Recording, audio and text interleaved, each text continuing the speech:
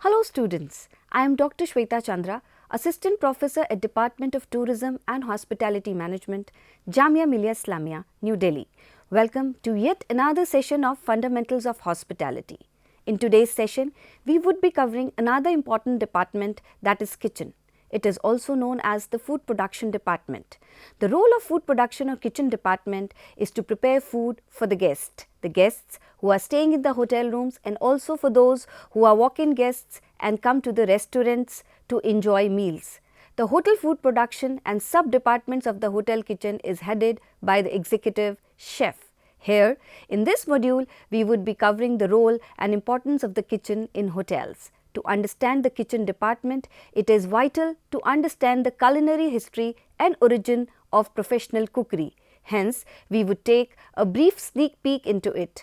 We would also look into the various sections of the kitchen department and elaborate their functions. This would help in understanding the kitchen operations. The session on kitchen cannot be deemed complete without having touched upon the importance of personal hygiene and safety.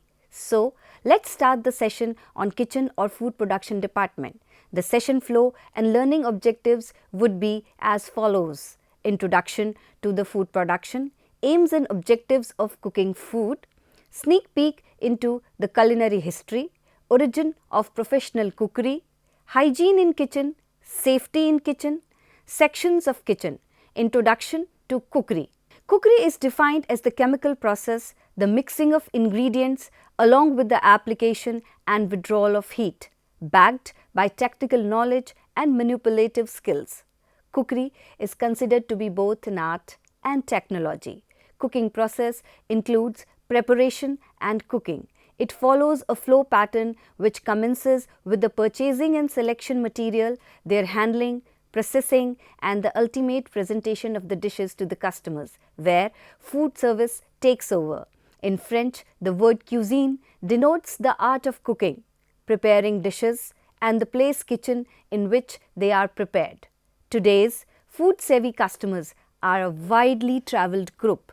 They have increased exposure to other countries, food and restaurants, and this has spurred them to have an interest in having these cuisines available at home.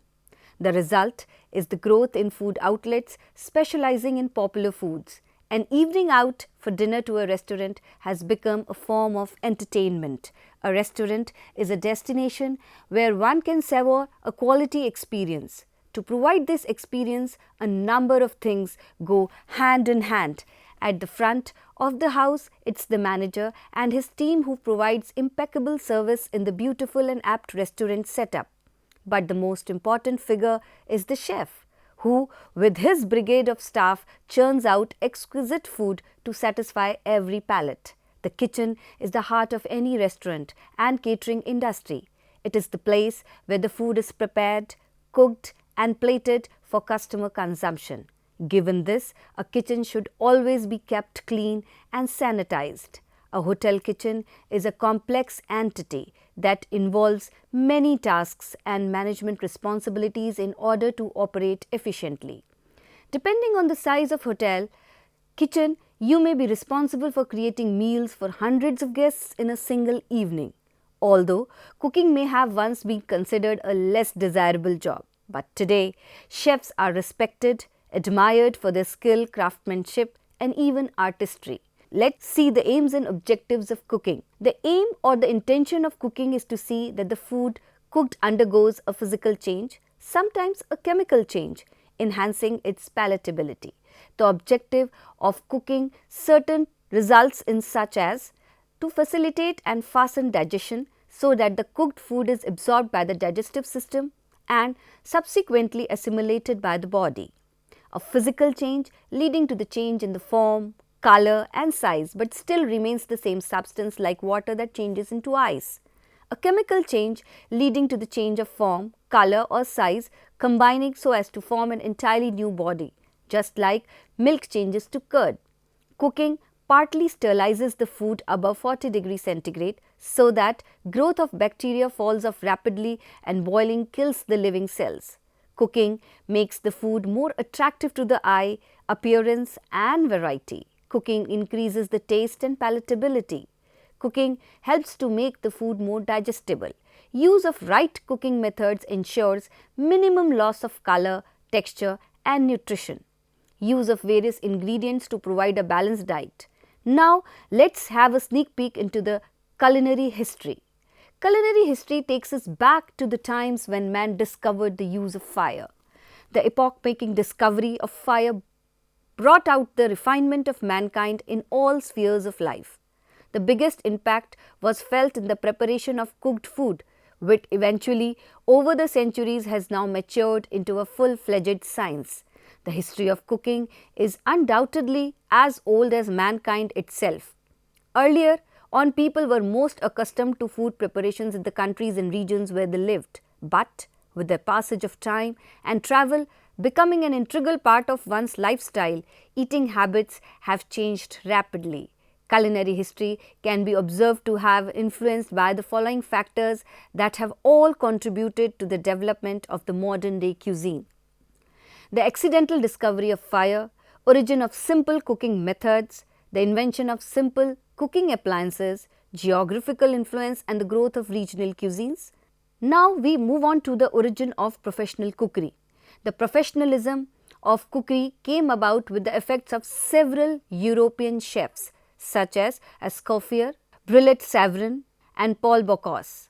All of them wrote several books and helped bring about a proper organization of continental cuisine. Paul Bocuse is also credited with the creation of the Nouvelle Cuisine. Escoffier formulated party system of kitchen staff organization and also classified stocks and sauces, which are the foundation of the continental cookery. The French cuisine was also classified by these chefs. The purpose of this classification was to make it easier to study and refine the cuisine and also to provide a means of training cooks in these areas. In fact, any national cuisine can be classified according to this method of identifying its different components. The classification of all national cuisines is as follows: haute cuisine, the exotic and high class cuisine; provincial cuisine, which denotes the regional cuisine; bourgeois cuisine, that is Middle East cuisine; nouvelle cuisine, which stands for the modern or the new cuisine. This is a modern innovation that eliminates the use of high-calorie items in the menus.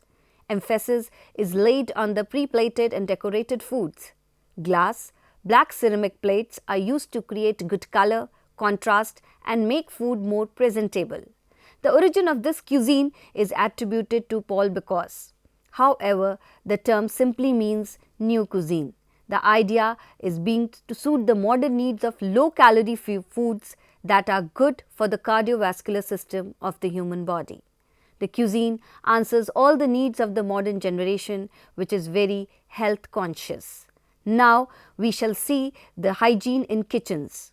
Hygiene is of utmost importance in kitchens to prevent illness and food poisoning due to contamination, as it can greatly minimize the possibility of pest infestations brought about by moisture and food particles. It has got several parts. We will start with personal hygiene. It is required that good hygiene systems are followed by all food handlers. Have a shower at least one day. Always change the clothes which they wear every day. They should never be wearing jewelry or timepieces during the working hours. They should have short trimmed hair. Women chefs are required to cover their hair with net. Male chefs shave even if there is slight growth of facial hair. They should be kept keeping their fingernails short and clean, wearing the shoes that cover the whole foot, not thongs or sandals to prevent accidents in the kitchen. Wearing clean, neat clothing that is not damaged or exposed to the skin and covers arms and legs to help prevent injury if there is an accident. Always use clean utensils and never use utensils that have been used for raw food with cooked food. Never smoke near or around the food preparation area. Smoking is strictly prohibited at working areas. They should always be wearing clean and sanitized protective clothing like chef coat, hat, apron, trousers, etc. while working in the kitchen. They should always be washing their hands in between the jobs with lukewarm water and detergent and pat it dry. They should see a doctor at least once a month to ensure that they are disease free. Tasting of food while cooking should be taken care of and should be done with great caution. Food should never be tasted using fingers, and it is just like spitting into the food. Food handlers should never chew gums, eat sweets, or stuff their mouths and nose while cooking. Now over to workplace hygiene. The use of premises which are clean and can be correctly maintained is essential for the preparation, cooking and service of food. Cross-contamination risks should be minimized by provision of separate preparation areas for the various raw and cooked foods. Now let's look at the construction of the kitchen. The walls, ceramic wall tiles were considered the best surface for area where liquid splashes a wall surface, potentially becoming damp or hygienic problems. There should be proper ventilation. The requirement of higher performance kitchen ventilation system for modern kitchen with hoods and canopy system is essential. Lighting. Good lighting is essential to avoid eye strain. Natural lights are the best, but where artificial lighting is used, some thought should be given to the type used. Ceiling. Normally white colored to reflect light, smooth textured, without cracks is recommended. Equipments should be easy to handle, without any sharp edges, should be noiseless and can be cleaned and maintained easily. Structure, equipment and electric wiring should be in good repair. The floors should be non-slippery. There should be clearly marked exits. The equipment supplied should be with necessary safety devices. The heat-activated fire extinguishers over cooking equipments are mandatory, especially the deep fryers. Conveniently posted emergency equipment such as fire extinguishers, clearly posted emergency telephone numbers, smooth traffic pattern to avoid collisions. Now let's move on to the safety in kitchen. The kitchen, by virtue of its nature of activities, uses tools and equipments that can cause serious bodily harm. The use of fuel and heat may call for safety procedures, failing which accidents may happen. A knife, a simple knife, is one of the most dangerous tools in the kitchen, but one cannot do without it in kitchens. Protective clothing. The uniform of kitchen personnel is designed to protect the chef from burns, scalds and heat because they are surrounded by myriad articles that can harm them. A chef mostly uses knives, heavy pots and pans, gas stoves and the work areas that is humid, hot and the floor may become slippery at times due to spillage of water and cooking liquids like gravies, oil, etc., which eventually results in accidents. Keeping the operational area of chef in mind, the uniform of chef is designed to protect them from open fire and heat of high pressure gas burners, spillage of hot liquids and endure hot and humid climate of the kitchen. The uniform is also designed in order to mitigate the hygiene and sanitation risks. The chef uniform includes chef cap, scarf, chef coat, chef pant, apron and shoes. Along with chef uniform, chef needs to carry kitchen duster which helps them to clean tabletop and protects them while handling hot pots. Now let's see to the components of the chef uniform. Chef cap. A person working in the kitchen needs to wear a cap to protect falling hair and contaminating the food prepared by them. The chef caps are either made out of paper or cloth. The paper chef caps is more hygienic as it can be discarded after use, making it expensive, whereas cloth caps may be reused after washing. Cloth chef caps should be made with cotton fabric as it is more fire resistant than synthetic fibers. Let's move on to the scarf. This is a protective clothing for the chef having many uses. This protective piece of cloth is worn round the neck, soaks excessive sweating and prevents falling in cooked food. This is a triangular shape and may be used as elbow support in case of accidents and may be used to tunicate or prevent bleeding. Now, let us see the chef coat. The fabric of the chef coat should be good, absorbent and insulating properly. Cotton is the most suitable material for chef coats. This fabric is important because it acts as an insulation against the intense heat from the stoves and ovens. The cloth is thick enough to prevent the chef from being scalded by hot liquids or spattering hot oil and thermal shocks as the chef constantly shuttles between the cold storage area and the hot kitchen areas. Since there are 2 rows of buttons, the chefs can rebutton the double-breasted jacket to change sides whenever a side gets soiled during the course of work during a shift. Moving on to the chef pants, generally the chef pants either uses black trousers or black and white check pants. Apron. Apron has a dual function to perform. One is the protection of chef coat from the stains and secondly the protective function, protecting from the burns and scalds from spillage of boiling liquids in the kitchens. Moving on to the shoes. The shoes again are a protective gear. It protects feet from falling of boiling liquids and sudden falling of sharp tools like knife, etc. The shoes should be black and well polished. To prevent slipping, the sole should be made of rubber. Black shoes is a standard in our kitchens. Now, let's see the various sections of the kitchen. Hotel kitchen is divided into various sections for the fast and efficient functioning of the department. The various sections may be found in hotel kitchens are as under: the larder section, sauce section, roast section, fish section, vegetable section, soup section, Indian section, pastry section. The word larder. Now let's see the larder section. The word larder has in professional kitchen a much wider significance. The larder is not simply a place where food is stored, but a place where the raw material for the cooking are prepared and dressed.